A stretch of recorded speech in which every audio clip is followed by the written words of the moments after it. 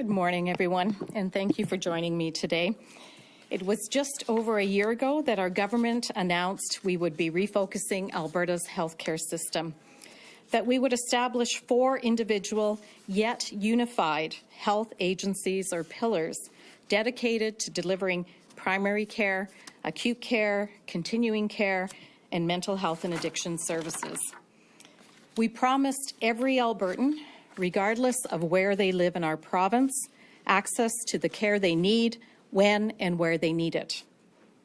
I am proud of what we have accomplished in a relatively short period of time. I am also incredibly grateful to all who have contributed to this success. From the earliest days of this initiative, we've relied on Albertans and healthcare workers across the province to help guide us, and we made this deliberate decision to be flexible with timelines to ensure we get this incredibly complex and incredibly important work done right.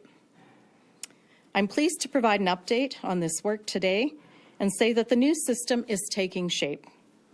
So this past July, the Ministry of Mental Health and Addiction stood up Recovery Alberta, and today Primary Care Alberta becomes a legal entity and officially begins its work under the leadership of CEO Dr. Kim Simmons, who is here today. Soon, these 2 provincial health agencies will be joined by the agency responsible for acute care, which will be known as Acute Care Alberta. Acute care is a significant part of the healthcare system, with complexities that require us to be thoughtful and intentional, so Albertans see tangible improvements to the healthcare delivery. Albertans deserve quicker access to care, reduced wait times for important surgeries that will benefit their health and quality of life, and to know that if and when they need emergency health services, it is there for them, no matter where they live. We want to get this work done right. The acute care system is complex, and making sure we set the system up for success now and into the future is critical. That's why we are shifting the timelines for when Acute Care Alberta will be operational. Early next year, Acute Care Alberta will become a legal entity and begin operations in early spring. While this is an adjustment to our initial timelines, providing Albertans with a healthcare system that is sustainable and effective remains our top priority. Establishing the Acute Care Provincial Health Agency will follow the phased approach that was used for Recovery Alberta and Primary Care Alberta. Alberta Health Services will continue to play a key role in delivering acute care services with a renewed focus on shorter wait times and higher quality care for patients. AHS and other healthcare providers, such as Covenant Health, will be accountable to the Acute Care Provincial Health Agency. And to support the stand-up and implementation of the Acute Care Provincial Health Agency and to ensure that essential services and the patient experience are not interrupted during the process, my department has also established a transition team. So this transition team will be comprised of executive members from Alberta Health, as well as an external special advisor, Dr. Chris Eagle, and Dr. Chris Eagle is here with us today. Dr. Eagle has significant experience supporting healthcare initiatives across Alberta, including his time as president and CEO of AHS from 2010 to 2013. That said, I want to also thank AHS President and CEO Athana Misalopoulos and the entire AHS board, chaired by Angela Fong, for their ongoing work towards this new vision. The continued leadership and dedication of AHS is critical to ensuring a successful stand-up of the acute care organization next year, and to the continued success of AHS as a valued healthcare provider. I mentioned earlier that as of today, Primary Care Alberta will be a legal entity, is a legal entity as of today. The immediate work will be to implement corporate policies and processes, develop operational plans, set Primary Care Alberta's vision and mission and performance targets, and work with stakeholders to meet the goal of ensuring every Albertan has access to high-quality primary care services so that they and their families are supported in their day-to-day health needs through every stage of life. As our new healthcare system takes shape, it's important that Albertans understand and connect with the agencies that will be leading the charge of change. That's why today we are also pleased to be unveiling the new logos for both Primary Care Alberta and Acute Care Alberta, which you can see behind me. Each provincial health agency will have new and distinct yet complementary brands. Cohesive colors among the provincial health agency logos reflect our commitment to fostering integration within a unified and refocused healthcare system, while the distinctions between each brand highlight the unique qualities of each agency and reaffirm our promise for a new direction for healthcare. A brand is more than its logo. It reflects each provincial health agency's intent and promise of what it will achieve for Albertans. Primary Care Alberta is the first step to a healthier future. By delivering accessible services and coordinating resources, it will help prevent illness, promote well-being, and enhance quality of life for all Albertans. Primary Care Alberta's branding uses connectivity to communicate a team-based care model. It reinforces care and compassion and puts the patient at the center of the care.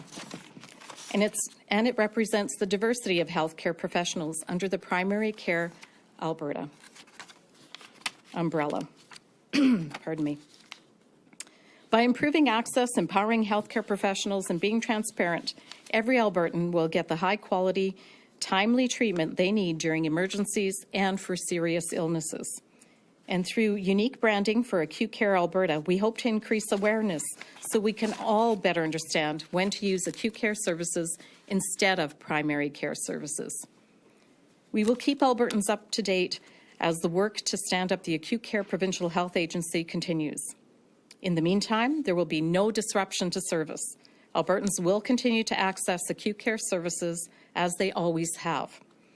And healthcare workers will continue to provide that same exceptional care. In addition to these updates, we're also taking a more integrated approach to the health system planning to inform provincial and local decision-making and better respond to the needs of Albertans. We are going to do this by transitioning from 5 standalone regional health zones to 7 integrated health corridors, whereby we will make better informed decisions about services, workforce, and infrastructure. Because the new corridors reflect where Albertans are accessing care, we will be better able to determine existing gaps in the healthcare system and where investments, including operational dollars and funding for capital projects, should be allocated. Lastly, I want to emphasize that engaging with healthcare professionals, patients, and all Albertans has been and remains vital to our work to refocus the healthcare system. I encourage all Albertans to participate in upcoming telephone town halls where we will be discussing the ongoing work. Our next telephone town hall is tomorrow morning, and 2 more are scheduled for November 27th and 28th. You can register at alberta.ca/leadtheway. Again, alberta.ca/leadtheway. I also encourage you to provide feedback through an online form until December 5th and to sign up for an e-newsletter that will keep you up to date on the healthcare system refocusing work. A second round of in-person public engagement is planned for early 2025 to share information and to receive feedback on our ongoing refocusing work. Over the past year, I've witnessed the passion, the dedication, and tireless work of our healthcare workers and allied healthcare professionals right across our great province of Alberta. A record-breaking 304,500 surgeries were performed last year. That's the most Alberta has ever done in a single year, with expansions to operating rooms in 19 different communities to boost surgical capacity.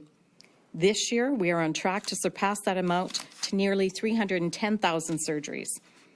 I also want to share that as of November 1st of 2024, AHS has already completed approximately 9% more cancer surgeries compared to the same time last year. For the second consecutive year, A record number of registrants renewed their permits with the College of Registered Nurses of Alberta to continue practicing in Alberta. So over 44,798 registrants are now practicing, and there was an 11% increase in renewals for RNs and 15% increase for nurse practitioners. Finally, at the end of September, there were 12,126 physicians registered in Alberta, an increase of 518 physicians compared to the same time last year. We have also seen a 5% increase in the number of family physicians over the same period. So these record numbers reflect that there are more doctors registered in Alberta today than at any other time in the province's history. I am very encouraged by what I'm seeing, and that is why we have committed to continuing our refocusing work and reaching the finish line so we have a healthcare system that truly works for all Albertans and for all healthcare workers as well, not just for now, but for many generations to come. And so thank you all for attending, and I look forward to your questions. We have Dr. Simmons, Dr. Eagle, and Minister LaGrange available. If you could please just state your name and outlet, and we'll be taking one question, one follow-up today. We'll start in the room. Lisa, go ahead. Hi, Lisa Johnson with the Canadian Press. Minister, you said that you're proud of what you've accomplished over the past year. I'm wondering if you can talk a little bit more about some of the indicators of access, but just one thing that you mentioned there, we're going from 5 zones to 7 corridors. Presumably each one of those corridors is going to have a CEO. So I guess just generally, what is the basic ratio of administrative positions versus frontline workers, and how has it changed in the past year over the course of this refocusing? Well, you've got a number of mixed questions in there. I'll start with more CEOs, basically. No, just because we have different zones doesn't mean we have to have different CEOs for those zones. And currently, Alberta Health Services had quite a large number of management positions. That has been reduced by at least 500 at this point in time. And obviously, there's more work to be done as we streamline, and AHS continues to streamline its own service delivery. Under the health agencies, we are, of course, having a CEO for each of the health agencies. But again, it is really when you look at how AHS is streamlining and making sure that the positions that were within Alberta Health Services that fall under Primary Care Recovery Alberta and also Continuing Care Alberta, that those positions also make, that we equalize the positions out into those other areas. When we look at the zones, the reasons the zones are now going to health corridors is really to make sense of where people travel and utilizing the travel patterns as well as the facilities that are in those health corridors. When I first became the minister, it just never, and even before that, just never really made sense to me. Like, I'm in Central Zone, being in the Red Deer area, that we would have Vegreville in Central Zone. So if there was something that needed to be handled, they would send ambulances down to Red Deer rather than going across to where the normal travel patterns are. So there's a lot of looking at, what do we have in each of those health corridor areas that need to be kind of a core basket of services, and what are the facilities like? How do we improve those facilities, and how do we make use of the natural travel patterns? So we have a lot of data that we were able to use to make evidence-based decisions on those health corridors. Pardon me. Okay, and just to clarify, management positions have been reduced by 500. Is that people moving from AHS to different organizations, or are those people who have been that fired? are vacant positions, as well as other positions that are no longer existing within Alberta Health Services? Okay, and just a specific follow-up in terms of indicators. And that's an approximate number. Okay. Has the number of patients getting their first oncology consult within the recommended window improved or worsened since the start of the refocus? Well, we've got actually the number of people that are being diagnosed with cancer has actually increased, as well as the number of follow-ups that have to take place.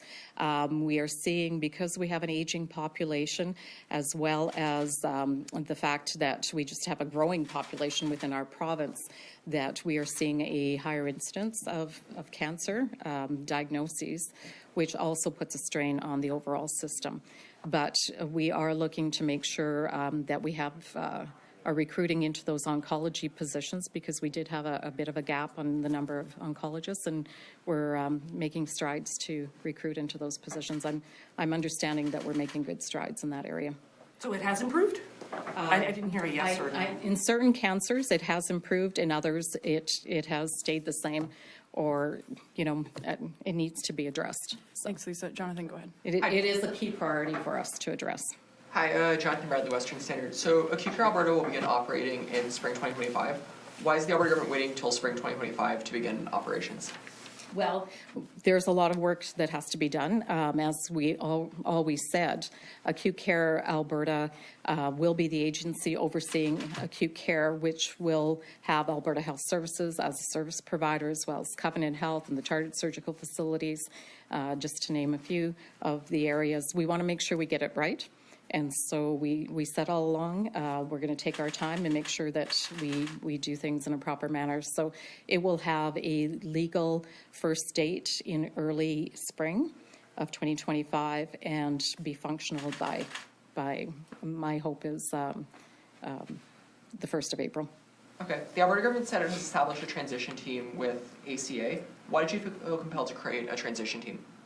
Well, again, it's very complex, and so there's a lot of interweaving of services, and we want to make sure that those services, as they're being allocated out to Primary Care Alberta, Continuing Care Alberta, that we get that work done properly.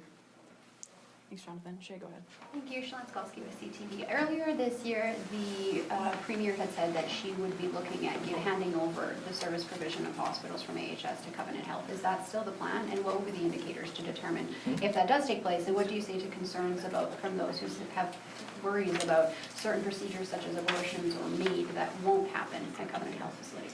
Well, and I believe what the Premier said was that if a service provider is not doing the work that they're doing, and in that particular case it was Alberta Health Services, but it could apply to Covenant Health or to any other service provider in the future, that if they're not doing what they're doing, we as Albertans demand good quality care, and so we would look at alternative options. And right now we only have two options. We have Alberta Health Services and we have Covenant Health that provide acute care services. And so we know that in Lacrete, there was already a decision made by the community that, along with Alberta Health Services, that in the best interest of the community, as they're looking to build a new facility out there, that they would like to transition to Covenant Health. This would not be a decision that's made unilaterally by the government. It will certainly be in conjunction with the community as to the wishes of the community. Just a follow-up to that and then an additional question. I guess what markers will you be looking at if AHS isn't doing the job that they're supposed to be doing? I guess what are the benchmarks to determine that? And then also in regards to the services that some fear that Covenant Health won't provide, again, abortion, MAID, would they be mandated to do so? Would you be looking at another service provider? And then those were my follow-ups. Why more consultation? I mean, we've talked about this before. You've said you've heard loud and clear this is what Albertans want. So why launch more town halls? Why do more engagement if you're confident this is the plan? I'll start with your last question. So more consultation, because that's what we heard. That's what we heard from Albertans. When we did the consultations across the province, we had 65 in person. We had over 30 in-person Indigenous consultations as well. We had 18,000 people that responded to a survey. We had over 10,000 people in telephone town halls. And we heard resoundingly they want to be connected. They want to have that ongoing voice.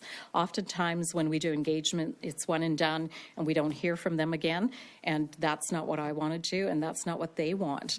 They want us to continue that engagement. The refocusing isn't just, it's done and over with.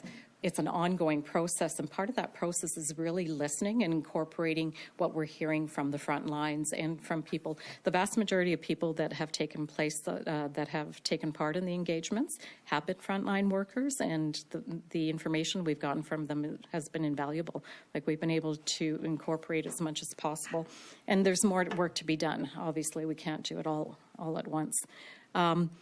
On the facilities, now I just want to go back to abortion is not done in any of our hospitals unless it's an emergency procedure. And that is done both in public and in Covenant Health hospitals, AHS, as well as Covenant Health hospitals, if it's an emergency. They're done in actual clinics, and so nothing changes there. And as far as MAID, there's a central intake, and there is the ability for doctors as well as facilities to have conscience rights in that, and that currently exists right now, so there's no change to that either. Thanks, Shailen. We'll keep going. Go ahead. Lisa with Global, what would you say to, all the medical professionals that we've heard from, throughout the fall, asking you guys, when is this coming out? The expected rollout was in the fall of this year, and yet it sounds like all that's new today is, logos, incorporation of the official legal company of these two, and then you have a team kind of rolling things out. Is there anything else that is kind of tangible right now, or that's in the healthcare system that's part of this new system? Well, I think all the tangibles you can already see. Like, we already have Recovery Alberta up and functioning and working as a separate entity, yet still very much integrated into the rest of the system. We've got, and I'm seeing great strides in that area already in terms of the services and the focus that they have on mental health and addictions. I'm hearing from stakeholders already, from health partners, that they're already starting to see on the ground the difference that that's making. Even the fact that there's a dedicated envelope of funding that went from $50 million for mental health and addictions when it was stood up as a ministry to $700 million, roughly about $700 million under Alberta Health Services. And now that's at $1.4 billion for mental health and addiction across this province, and more to come in terms of targeted ways of dealing with mental health and addictions in Alberta. We have got, as I said, day one with primary care, and I'm happy to let Dr. Simmons have the microphone and just already share all of the prep work that's going on behind the scenes to get that new agency up and running. Acute care, again, we don't want to make any missteps, and so we want to make sure that we are, in fact, getting the right people in leadership and making sure that everything is sorted out as we move forward. So we said all along that we would be thoughtful on the processes.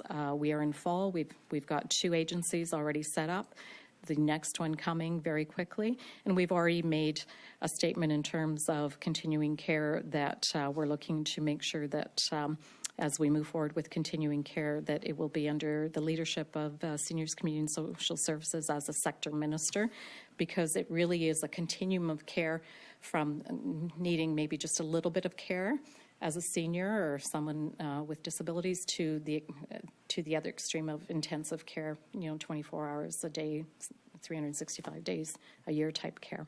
So we're making that very thoughtfully. It needs to be thoughtfully done because people's lives hang in the balance. And what's the latest on pay structure in terms, I know that a big issue was obviously for doctors, just how the pay scale works, or when they have a patient, how many patients they can have. Any changes to that, or what's the latest? So on the primary care physician compensation model that we worked on, the framework was decided on in the spring. It went through the rate review. It's come to me, and now we are making those final adjustments, et cetera, that need to be done, and I'm hoping to have an announcement fairly soon on that. So we should have it before next year, a change in that structure? Yes, because we've already committed to having it implemented for April of 2025, but there are some things that we still have to work out with the Alberta Medical Association. Thanks, Minister. We're just going to quickly move to the phones, and then we'll come back to the room. Operator, can you put through our first caller, please? Your first question comes from the line of Pedro West from Global National. Please go ahead. Thanks for taking my call. This is for the Minister. It's a bit off topic, is that right? We learned last week of the serious human case of H5N1 in BC. I just wondering if you could Excuse me, comment on Alberta. sorry. Like, you're really garbled. We can't hear you very well. Could you repeat that? Sorry, is this better? Sounds better. Okay, thank you. This is a bit off topic, but I wanted to ask about H5N1. Of course, last week we saw the serious human case in BC. Minister, if you could comment on how Alberta has stepped up monitoring, and have we seen any probable, likely, confirmed human cases in this province as of late? Yes, under the our public health, we continue to monitor this. We will be, obviously we're in contact with other provinces across Canada. There was a suspected case that has actually been confirmed not to be a case. So that is all I can say at this point in time, but we will monitor it and continue to monitor it closely. Thank you. Operator, can you put through our next caller, please? Your next question comes from the line of Don Braid from Post Media. Please go ahead. Hello, Minister. Could you tell me about the incredible discrepancy between what you say about number of doctors on scene and number of doctors leaving or not leaving, same with nurses, and the AME's version of this, which is always that many doctors are leaving or thinking of leaving. And of course, they keep pressing for the panel pay agreement, which now appears won't happen until the next budget. Who's telling us what's really going on here? Is it you or those guys? Because the difference is stark. Well, my numbers are from the College of Physicians and Surgeons. The Alberta Medical Association obviously is there to advocate for their physicians, and I know in a lot of their communications they're saying their family physicians are thinking of leaving by 2029.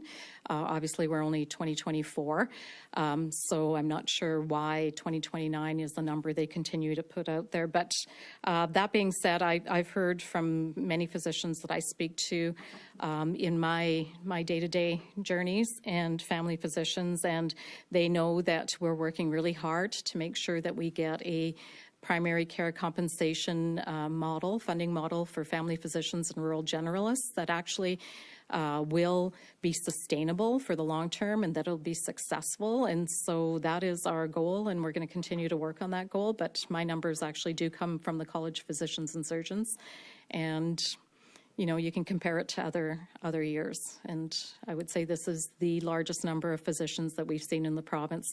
I also want to give kudos to the College of Physicians and Surgeons because they have streamlined their processes as well. Up until March of this year, only Alberta Health Services could sponsor an international medical graduate physician. And now that is open to clinics as well as municipalities, et cetera, communities that would like to sponsor a physician. As of, I believe, last week or the week before, they've also opened that for specialists. So now that will also be available. Not only will Alberta Health Services be able to sponsor a specialist, an internationally medically trained specialist, but also facilities, communities, et cetera. So given our great tax regime and, just being a wonderful province to live in, we have a lot of benefits here, and we're hearing from physicians that and other healthcare professionals that we are an attractive place to work. Could I follow up, Minister? Even now, people who need hip or knee replacements are getting messages saying that they will be able to see a specialist in 23 to 28 months. These notices are still going out. People are still getting them. People are leaving this province, going to all sorts of weird places to get their surgeries done, including Montana, Toronto, Montreal, Vancouver, oftentimes by Alberta surgeons who go there to do the operations. This is weird and it seems desperately dysfunctional. Could you tell me how and when you will finally be able to address these long waiting lists to get into care? I know your figures show a different story, but so many people wait so long to even see a surgeon. I agree, and it's unacceptable, and that's why we're working really hard, taking a multi-pronged approach, getting more specialists and building more capacity within the province. It's why we have the Alberta Surgical Initiative, where we can expand the number of surgeries that are being done across the province, as well as our chartered surgical facilities. As I said, we're on track to have the most ever, 310,000 surgeries, but it's unacceptable that people are waiting long times. And so part of it also for people that are leaving the province, it's because of the Canada Health Act and the way it's currently structured, that they're not able to, if they wanted to, pay for those services within the province, there's no mechanism for them to do that. So, they do have to go out of the province. It's a product of the Canada Health Act, the way it's currently written. So our focus is improving capacity, making sure that we have the right specialists, the right number of specialists, right number of surgeons, the right number of family practitioners and other allied health professionals, that there's a streamlined process, including the FAST process that people can access and get onto so that they can get their surgeries done within a clinically approved time frame. But we know there's more work that has to be done here, and we're committed to doing that work. I'm hoping to have even more signs of positive movement forward in the next little while. Just have to take a multi-pronged approach. Thanks, Dawn. We have time for one more in the room. Go ahead. Thank you, Matthew with the Journal here. I want to ask about the cost associated with this and any of the delays with the acute care organization. Like, are we still within our budget for this transition, or how does this affect that? Yeah, we had an overall budget of $85 million over 2 years, and we anticipated $17 million. We did not reach the $17 million in the first year, and so we're looking to be on track, actually probably under budget. Okay. What does all this mean for healthcare workers, what you're announcing here today? It means for the vast majority of them, they're going to continue to work for Alberta Health Services. If they're working for Alberta Health Services, we just want to make sure that they know that we are moving forward with the refocusing, that we will continue to listen to them, listen to their ideas, and make improvements on the front lines. There's a lot more work that has to be done, and we're committed to getting that work done. Okay, we'll leave it there today. Please send me an email with any follow-ups. Thank you. Thank you, everyone.